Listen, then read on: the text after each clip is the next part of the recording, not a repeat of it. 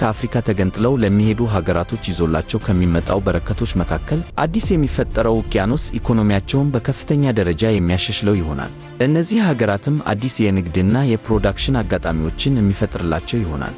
የመሬት መንቀጥቀጥ ወይም ደግሞ የመሬት ንዝረቱ አዲስ አበባን ጨምሮ በተለያዩ አካባቢዎች ላይ ሀገራችን ከባድ የተባለ ፍንዳታ በዚህ ሰዓት መከሰቱን እየሰማን እንገኛለን። ሰሞኑን አዲስ አበባን ጨምሮ በአንዳንድ የሀገራችን ክፍሎች ላይ እየተከሰተ የሚገኘው የመሬት መንቀጥቀጥ በነዋሪዎች ላይ ከፍተኛ የሆነ ስጋትንና ድንጋጤ መፍጠሩ ይታወቃል። ነገር ግን ኤክስፐርቶች ከዚህ የተለየ እይታ አላቸው። ይህ ፕሮሰስ ለብዙ ዓመታት መሬት ውስጥ እየተከሰተ ያለ ነገር ሲሆን በአሁኑ ጊዜም በአፍሪካ ውስጥ አዲስ የሆነ ውቅያኖስና አዲስ አህጉር እየተፈጠረ ይገኛል።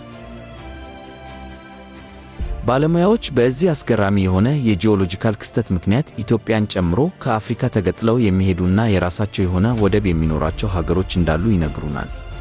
ይህ ክስተት ለእነዚህ ከአፍሪካ ተገንጥለው